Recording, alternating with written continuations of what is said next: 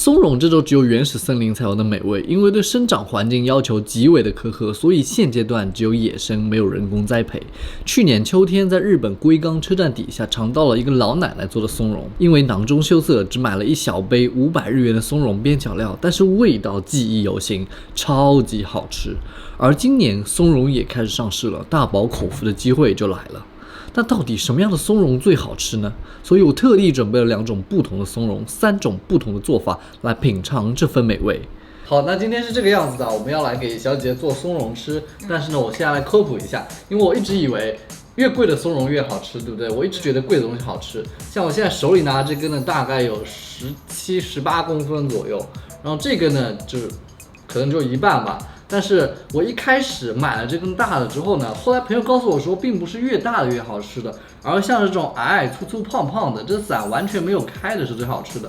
这个的话好像已经有点半开伞了，然后这两个差价只差了100块钱啊，每斤差100块钱啊。但是呢，朋友又告诉我说，像这种大的呢，非常适合用来烤制啊，放在火上烤啊，煎这种大的比较好。然后这种小的呢，非常适合用来炖。好，所以今天我们鸡汤啊，然后包饭呐，都是拿这种小的啊，然后大的呢我们就来烤，然后跟小的我们也可以互相烤一烤，感觉试试看到底是哪种更好吃啊，对不对？那小姐姐今天因为大姨妈来嘛，她没有力气，所以今天她就不说话了，全程我来搞，好不好？我就负责吃。其实这2种的伞形啊，这2种的伞形也不算完全开伞，但是这一种是更好一点，这一种就是一般一点。炭烤松茸，然后我先来尝一尝这个。粗粗胖胖的，它已经缩水了，超级嫩，超级嫩。然后我再来试一试这个长长的，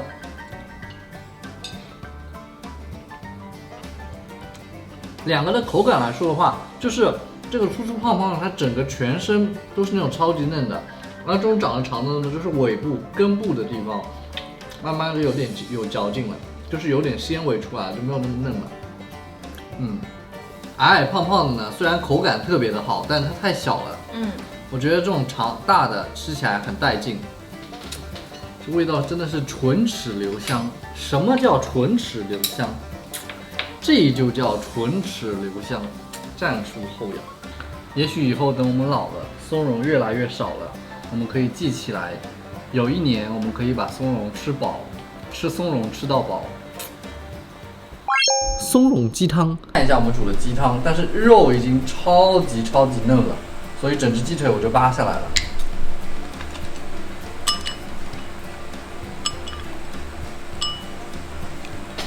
别动，没事。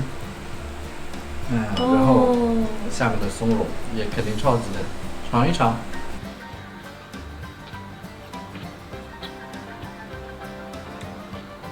你这个好吃多了。这个烤了就干了，对吧？然后炖鸡汤的话，我来尝尝这个。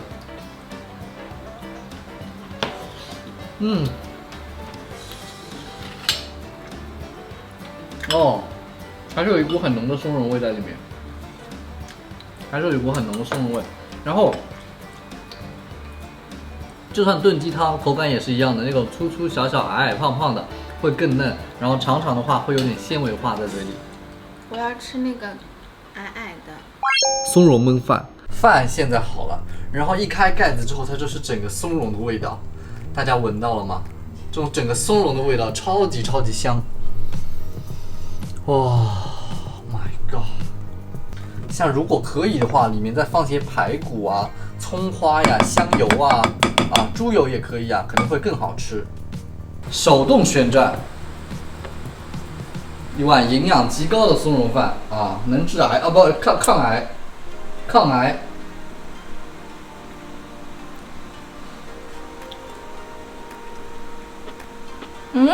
我觉得它在饭里面做那个味道比在鸡汤里好吃，因为它那个鲜味完全就凸显出来了。而在鸡汤里，因为可能鸡汤的味道本身也很鲜，它就把那个鲜给掩盖住了，而且它本身的那个嫩，就是还是在饭里最好吃。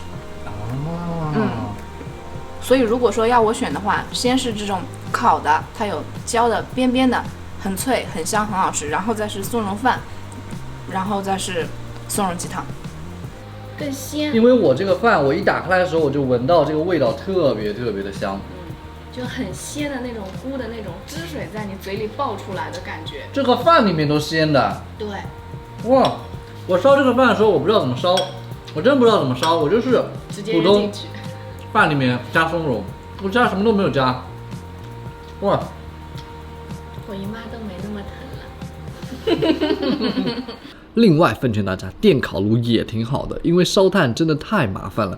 这个炉子反复灭了几次，最后为了不浪费这个好不容易生出来的火，我又外卖点了一份 M9 级的澳洲和牛，而这份澳洲和牛的价格比我买的松茸还要贵。就那个粗粗胖胖的松茸，300块钱已经买了，288块，但这个299块只有188克，所以说这个和牛的单价已经超过了松茸，啊！我希望它能比日本的和牛更好吃一点。我记起了在红吃和牛的那天，因为太好吃，连视频都忘记拍了。现在终于又能吃和牛了。哦，你要拿夹子了？不用，我用这个就行。哇塞！一道朴实无华的晚饭，老婆你先吃。我已经很久没有尝到红的味道了，但是这有红的味道，真的吗？真的。啊，我要加点盐，对吧？你怎么吃了一口还要想一想的？不是，我吃到最后才有那个味道。对，因为它太厚了，红很薄的切的，对吧？哎，我还是喝这种朴实无华的松茸鸡汤吧。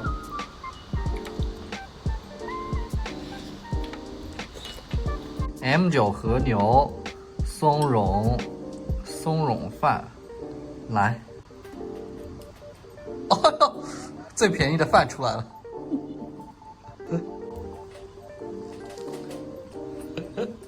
下次大姨妈来的时候，女孩子们，你们学会怎么说了吗？当你们男朋友告诉你们多喝热水的时候，你要告诉他，我大姨妈来了，我要吃松茸和和牛。